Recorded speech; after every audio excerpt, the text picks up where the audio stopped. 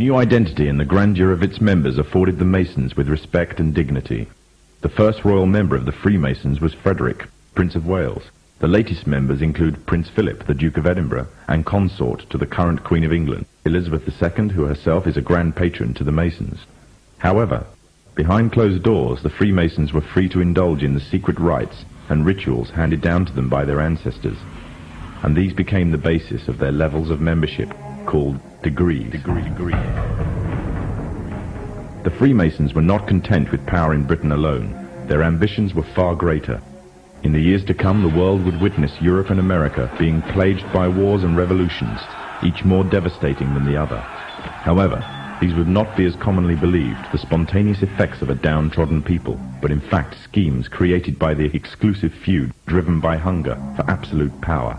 All this would take place from the very country from which they had fled centuries earlier, and would come to the base for their global domination. In 18th century France, the majority of the population was very poor, whilst the aristocracy and royalty lived a life of luxury and extravagance.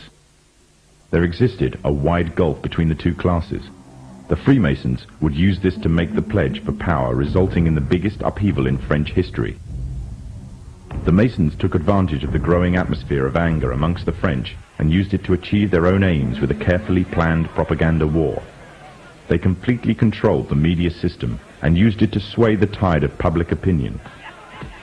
The newspapers were geared into calling for the end of the monarchy and the establishment of a society based on liberty, equality, and fraternity. The Masons' vast amounts of wealth were used to influence the political landscape of France. Politicians funded by the Masons promoted the Masonic ideology.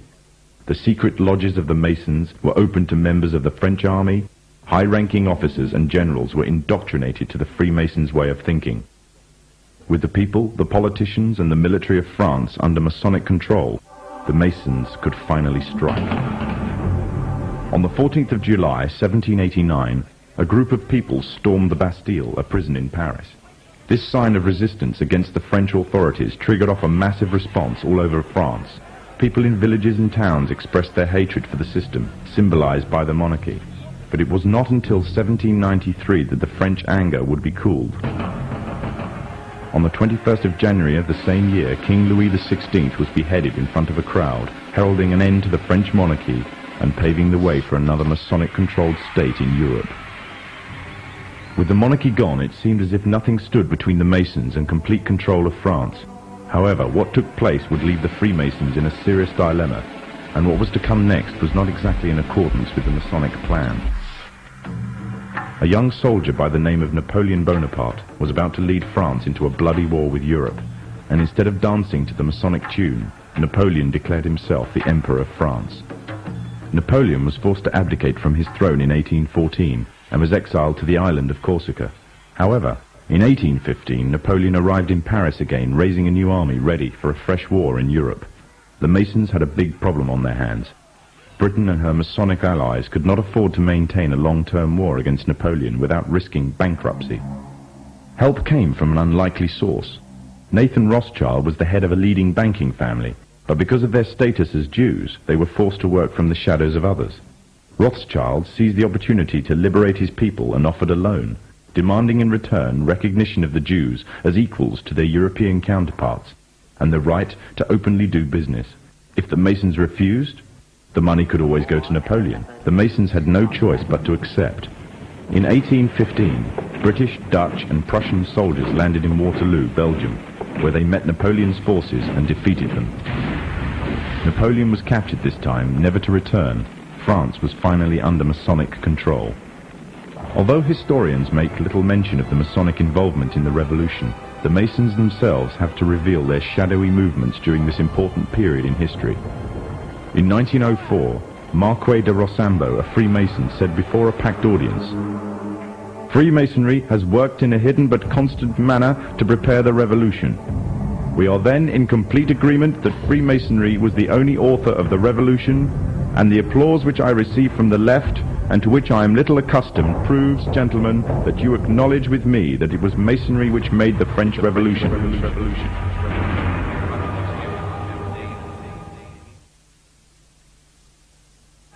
When the so-called founding fathers of America landed on Plymouth Rock, Not only did they bring with them disfranchised people, they also brought the Freemasonic elements of Europe.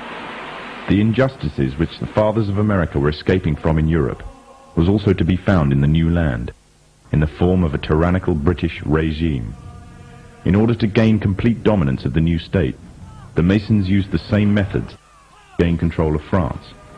Although the British monarchy was run by the Masons, the American War of Independence was a necessary action, and the people involved in the war were expendable for the Masons to fulfill their dream. Emotions of the people were manipulated into anger, and just like France, anger turned into war.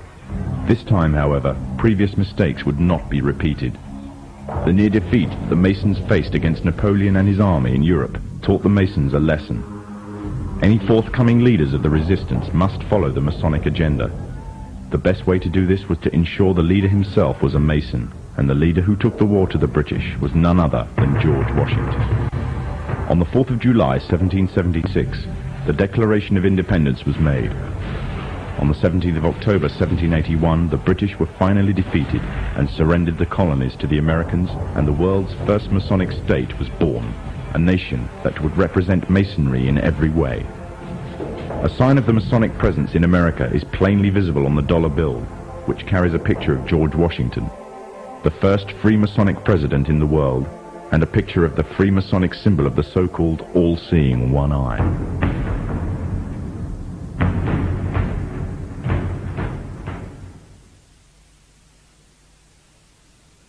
Historically, the control and manipulation of political opinion has been the Freemasons' main weapon in gaining control of countries and states.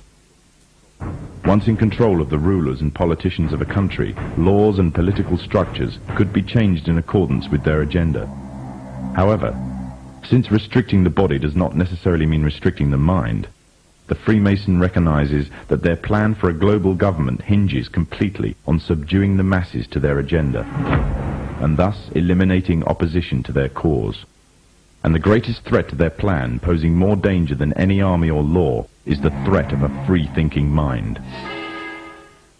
In order to eliminate this threat and to achieve their objective, the Masons have set about the boldest plan ever devised: the complete control of every aspect of human life, your life.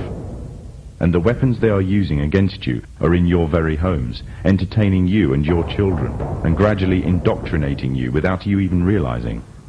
In today's society, people are spending more and more time engaged with modern media. Television, cinema, computer games, the internet, popular fiction and popular music are an integral part of our lives. Yet these provide a vast expanse on information, which you are taking, either consciously or subconsciously, into your mind. Information on society ranging from ideals and morals, and the difference between right and wrong, to the way societies and economies should be structured, is passed before you every single day.